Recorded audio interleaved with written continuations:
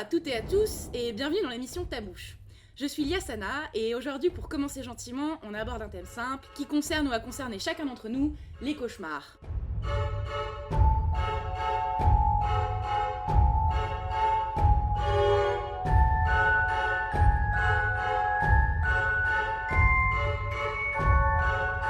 Il faut savoir que notre sommeil est régulé par l'hypothalamus. C'est une petite partie de notre cerveau logée dans notre système nerveux central. L'hypothalamus, elle est aussi petite qu'utile.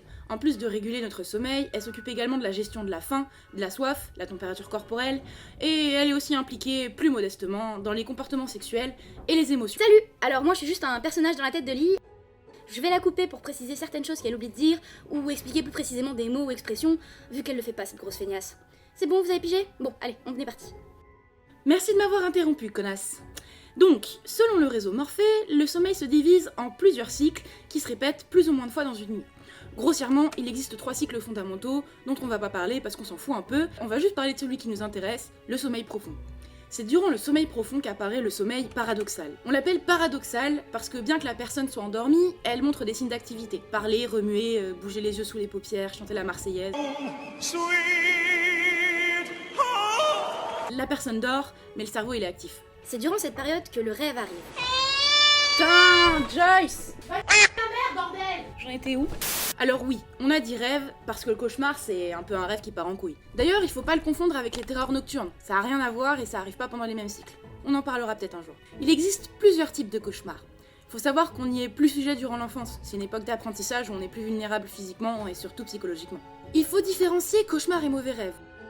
Les mauvais rêves sont plus fréquents et moins graves, le dormeur il se réveille pas ou peu, et généralement il s'en souvient pas.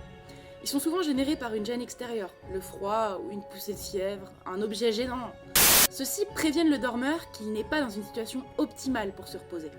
Le cauchemar en revanche, il met le dormeur dans une situation tellement angoissante qu'il finit par se réveiller. Donc d'abord, il y a les cauchemars motivés par une situation stressante, angoissante, un conflit, des problèmes familiaux, personnels, pro. Viennent ensuite les cauchemars provoqués par un choc ou un traumatisme, reflétant une peur connue ou inconnue. Ils peuvent être provoqués par un choc émotionnel, post-traumatique, en cas de dépression ou certaines d'autres maladies. Par exemple, de nombreux soldats revenant d'un pays en guerre souffrent de stress post-traumatique qui se traduit par des cauchemars récurrents qui peuvent altérer leur santé.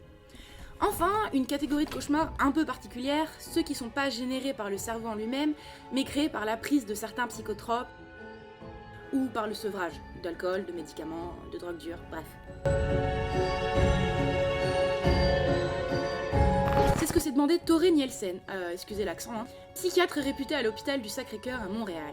Le docteur Nielsen a entamé dans les années 2000 un gigantesque rassemblement de données concernant le sommeil, et ce dans différents domaines. Sciences cognitives, psychologie, neurobiologie. Il a ainsi analysé des milliers de récits de cauchemars et d'autres données avant de les compiler. Grâce au formidable travail du chercheur, un modèle neuropsychologique du sommeil a été créé. La neuropsychologie est une des différentes branches de la psychologie clinique. Elle s'intéresse au rapport entre le cerveau d'une personne et ses capacités émotionnelles, mentales et comportementales. On avait déjà mis au jour des schémas pour le fonctionnement de la faim ou du plaisir, le lien entre notre cerveau et ce que notre corps va ressentir. Aujourd'hui, on a donc un schéma mettant en lumière l'apparition des cauchemars dans nos caboches. Contrairement à ce qu'on pourrait penser, et même à ce que je pensais moi-même avant de me pencher sur le sujet, le cauchemar ne se développe pas dans l'hypothalamus, le fameux centre du sommeil dont je vous parlais en début de vidéo, mais dans l'hippocampe. Alors, on parle pas de l'hippocampe qui vit sous l'eau et dont le mal porte les bébés, hein. L'hippocampe, ça a la forme de 2 petits bras dans le cerveau. Ça tient un rôle central dans la mémoire, et notamment dans la création de souvenirs, qu'on appelle aussi la mémoire épisodique. Ainsi, la création du cauchemar commence là, dans l'hippocampe. Celle-ci va piocher dans vos peurs des éléments anxiogènes vécus, le mêlant à des souvenirs plus rassurants afin de créer une simulation réaliste et axée sur vos angoisses personnelles. Mieux que la VR, hein. Cette simulation va entraîner une réaction des amygdales qui, entre autres, gèrent la peur et le danger imminent. L'amygdale revit un moment qu'elle pense dangereux pour la vie du dormeur, donc le cerveau va se mettre en alerte. Ensuite, l'alerte est transmise au cortex préfrontal qui va analyser les données qu'il reçoit. À présent, 2 solutions s'offrent au cortex. Soit les souvenirs présents dans ce cauchemar sont suffisants pour que ceux-ci inhibent la peur de l'amygdale, le cauchemar sera alors transformé en souvenir apaisé qui sera stocké dans le cortex, le dormeur ne se réveille pas. En revanche, si le cortex préfrontal ne parvient pas à réfréner la peur, la personne se réveillera avec un sentiment de panique et de détresse tout aussi, voire plus exacerbé que durant son cauchemar. Pour exemple, imaginons qu'une personne va se coucher fatiguée, après une bonne journée et ne tarde pas à dormir profondément, accédant au sommeil paradoxal.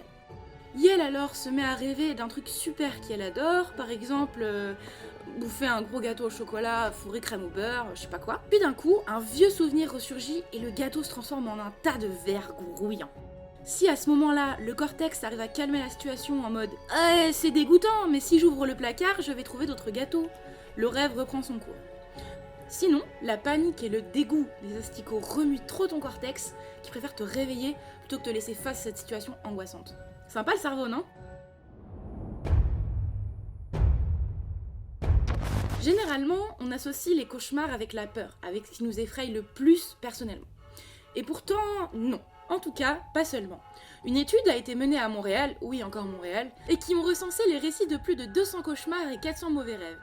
Ils ont conclu, entre autres, que la peur était absente du tiers de ces cauchemars et mauvais rêves. En réalité, les cauchemars jouent sur bien d'autres sensations plus complexes et développées que la simple peur. Tristesse, confusion, culpabilité, dégoût, de nombreux sentiments qui peuvent rester quelques minutes après que le dormeur se soit réveillé. Maintenant, l'étude a également révélé une nouvelle différence entre mauvais rêve et cauchemar dans l'ambiance et les thèmes abordés. Le cauchemar étant un mauvais rêve qui tourne encore plus mal, il laisse un plus grand traumatisme émotionnel à la personne qui se réveille. De plus, la mort est un thème extrêmement récurrent du cauchemar, la mort de la personne conduisant à son réveil. Tu t'es déjà réveillé une fois après être tombé en rêve et tu te sens comme si tu venais d'atterrir sur ton matelas, ou te réveiller en ayant mal à un endroit mutilé en rêve, ou encore te réveiller en criant. Tous ces réveils sont dus à ta mort fictive.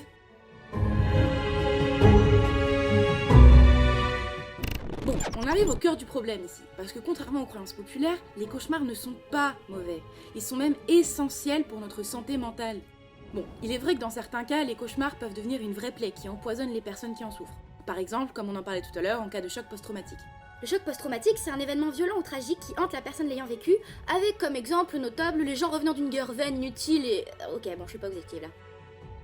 Les personnes traumatisées ayant refoulé cet événement dans leur inconscient voient les cauchemars revenir régulièrement les hanter, créant un réel mal-être et pouvant entraîner des troubles plus graves, comme la dépression. Mais mettons ces cas particuliers de côté. De nombreux psychiatres, à commencer par le docteur Freud, expliquent l'apparition des rêves comme un reflet de notre inconscient. Notre inconscient, c'est celui qui stocke tous nos ressentis, émotions, sentiments, sensations, tout ce qu'on n'a pas forcément pris en compte, positif ou négatif, et qui finira par nous péter à la gueule. Du coup, nos cauchemars viennent de cet inconscient, pour exprimer une angoisse profonde, un désir inavouable. En clair, notre inconscient nous prévient que quelque chose ne va pas dans notre tête, qu'il faut réagir, l'affronter, le traiter. Ainsi, les cauchemars peuvent aider à surmonter certaines peurs, angoisses et traumatismes, mais c'est également un signal d'alarme et il faut faire super gaffe. À travers les époques, de nombreux récits de rêves et de cauchemars ont été recensés, dont beaucoup étant similaires en fonction des difficultés traversées par les personnes. Ça nous permet aujourd'hui de pouvoir donner des significations ou des aides pour comprendre les cauchemars et surtout réussir à les traiter. Si vous souhaitez en savoir plus sur les significations de rêves, je vous conseille de lire cet article de Topito où ils ont fort bien regroupé les différents scénarios les plus fréquents dans nos cauchemars. De nombreux livres en traitent également. Les cauchemars récurrents, ça peut devenir un véritable handicap, comme j'en parlais. On le constate sur des personnes souffrant de chocs post-traumatiques, les soldats sont un bon exemple, mais il existe aussi des personnes ayant vécu un traumatisme qu'elles ont tenté de refouler et qui revient via les cauchemars. Une situation violente, une noyade étant bébé, la vision d'un Jésus sur sa croix recouvert de sang à 4 ans empêchant maintenant de rentrer dans une église. Pardon. Bref, les exemples sont nombreux et chacune et chacun a ses propres cauchemars, ses propres démons et sa propre part d'ombre. Soyez bienveillants les uns envers les autres. Et n'oubliez pas, si tu fermes ta bouche, tu enfermes tes tabous. Et vous, c'est quoi votre pire cauchemar? Racontez-le moi en commentaire. Et si la vidéo vous a plu, n'oubliez pas de laisser le petit pouce bleu, de vous abonner, la cloche, tout ça. Vous connaissez, hein? Allez, bye!